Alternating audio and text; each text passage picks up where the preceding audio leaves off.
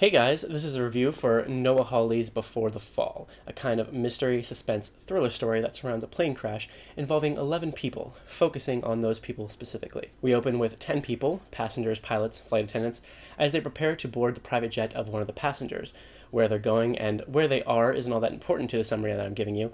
What's important is who these people are. There are two sets of extremely wealthy husband and wife, Ben and Sarah, plus David and Maggie, the latter set with kids, a young daughter and an even younger son.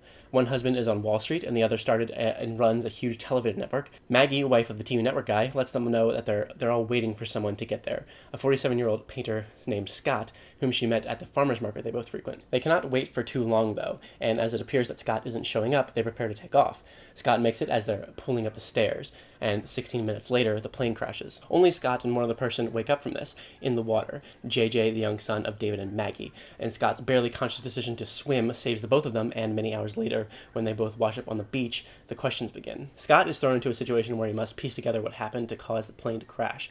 The fact that he is now seen as a hero in the eyes of many and a suspect in the eyes of others. He is questioned by the FBI and the National Transportation Safety Board, the Federal Aviation Administration, and a few others all in a pack. What happened on the plane? Why was he even there? The other passengers were all wealthy, connected, and important. Had Maggie really invited him, and why? We partly follow Scott after the crash as he attempts to piece together his memories, avoid the media and attention, both positive and negative, and recover physically, mentally, and emotionally from this disaster. We also follow the other passengers, each and every one of them, their lives and thoughts, their secrets, their shady dealings, leading up to their presence on the plane before the fall. This was a rather slow burner of a book. At first, not a page turner. That kind of changes more and more you get through it, but overall not all that plot heavy. It's very focused on the characters, on the people that have died, and on Scott. We learn a lot of each of them, but much of what we learn is inconsequential to the main plot, other than helping us as readers to decide which of these people, if any, are responsible for the crash, and why, and how. Scott's part in the story is mainly in the after. We learn bits and pieces of who he is and where he's come from, but a lot of it is his coping. He's the main suspect, as he's the only one to have lived, but he's got severe memory loss. All he can remember is the events leading up to him being on the plane, but he's being questioned relentlessly, and all he wants to do is disconnect. That's how he's always lived. He doesn't have a cell phone, doesn't partake in any social media or anything like that. What really defines him and his life is that he's an artist, a painter, and what he paints is disasters, tornadoes, fires, plane crashes. You can see that how that doesn't particularly help his case. But is it just a coincidence that he paints these things and that he just happened to be involved in something similar? Was he just there randomly, or was it by design? What was his relationship with Maggie, who supposedly invited him? Is it anyone's right to question that? His personal life, is that relevant to the situation? Who's to say what he should be forced to share with the public, the media, those who view him as a suspect? The effect of Scott's dealing with these things as we weave in and out of other passengers' lives is kind of maddening after a while. It's all quite reflective and enlightening, and isn't necessarily fast-paced, but the more and more we learn, the less and less it feels like we're coming closer to the truth. I think Noah Hawley does a good job of putting these things together, these bits and pieces of various different lives, mixing them with the present and the troubles that Scott must face now with the uncertainty of it all. His writing captures these people well enough. These people are wealthy, in the case of some, and consistently in the presence of wealth with others, that may feel to you, as they certainly did with me, completely disconnected with the real world, or at the very least real struggles, and instead occupy a space that people of their standing seem to take up with themselves. We get glimpses into some of the most privileged lives you can imagine, juxtaposed with a description of Scott's fairly moderate, albeit a little bit pretentious at times, life and thoughts on life. These are things that I both somewhat conflictingly like about the book and dislike about bits of it.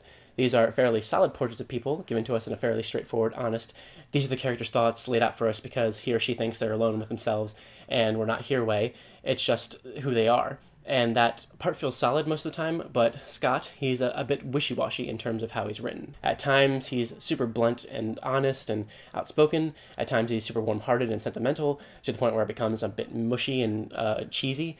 At times, he's cold and withdrawn and hard to read. At times, he's incredibly pretentious and has all the answers to life, the universe, and everything trapped in his mind if only he'd open his mouth.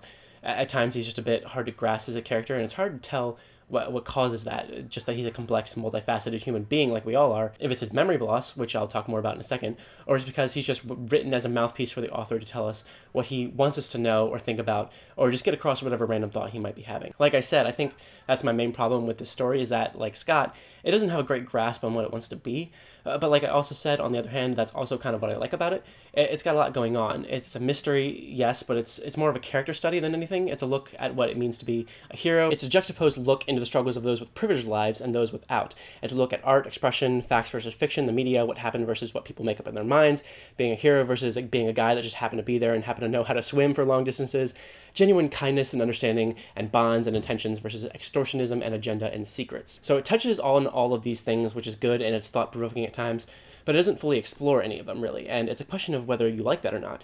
It's possible that it's all there just for a moment, so that the reader might ponder on it themselves later, or it could just be biting off more than it can chew. Deep down, it's a mystery story, something needs solving, but it might be more than that, or maybe it's just an attempt at something it's not. For me, it's somewhere in the middle. And as far as the mystery goes, I found the end result to be all right, interesting, the only way it could have ended with the characters that he's written, but slightly disappointing after all the slow build-up. I think a lot of that has to do with Scott and his memory loss. I have such a hard time with mysteries that involve memory loss as a key plot point to finding out what actually happened. Memory loss in a storyline is fine and can be interesting, but mixing it in this way just feels a bit lazy. The author can choose to omit whatever he wants, give us whatever he wants, reveal anything he wants at any time that he wants, and it rarely feels organic. Most of the time, each new reveal stemming from a gained memory is built up in a way that wants to make it feel organic, but that doesn't always work. Overall, I enjoyed the experience of reading it. As you can probably tell, this is an arc that I got from the publisher in order to review, and I thank them for sending it to me. Noah Hawley wrote one of my favorite shows, Fargo, and I enjoyed his writing in this for the most part. It slips in and out of preachy pretentious sometimes, at least that's how I ended up seeing it, but generally the characters and situations are well written. I particularly like these little chapters throughout that are kind of like these swift, painterly, brushstroke-like sentences that fully describe the content and possible meaning of Scott's various disaster paintings. Here's an example of that.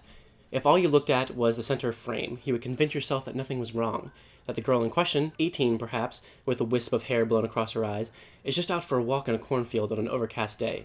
She is facing us, this woman, having only seconds before emerged from a tight labyrinth of towering green, and though the sky atop the cornfield is a somewhat ominous gray, the woman in the front row of corn behind her is lit by a feverish sun, febrile and orange, so much so that she is squinting through her hair, one hand rising as if to shield her eyes. Is it the quality of the light that draws you in, makes you ask, what combination of colors, applied in what order, with what technique created this thunderstorm glow? To her left, in a canvas of equal size, separated by an inch of white wall, is a farmhouse, set at an angle to the field across a wide expanse of lawn, so that the woman in the foreground appears to dwarf the house, so powerful is the trick of perspective. The house is red clapboard, 2 stories with a slanted barn roof, shutters closed.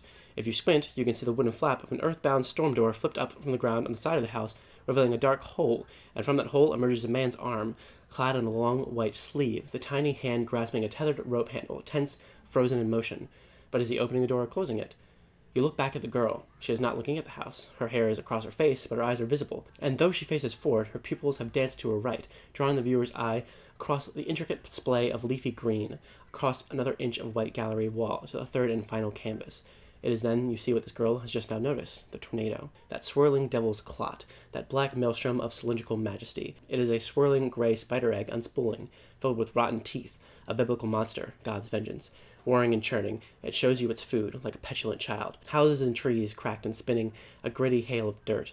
Viewed from any place in the room, it appears to be coming right at you, and when you see that, you take a step back. The canvas itself is bent and fraying, its top right corner bent inward, cracked and twisted, as if by the sheer power of the wind, as if the painting is destroying itself. Now you look back to the girl, eyes widening, and hand raising, not to pull the hair from her face, you realize, but to shield her eyes from the horror. And then hair raising, you look past her, to the house, but more specifically to that tiny storm door, that black pit of salvation, and within it a single man's arm, his hand grasping the frayed rope tether, and this time, as you take it in, you realize he is closing the storm door, shutting us out. We are on our own. So if any of that sounds interesting to you, I would absolutely suggest you give this book a shot. I did really like it, and I'm really, really glad to have read it. So thank you guys so much for watching. I hope you enjoyed this. If you have any interest in reading the book, please let me know. And thank you so much for watching, and I'll see you later with more.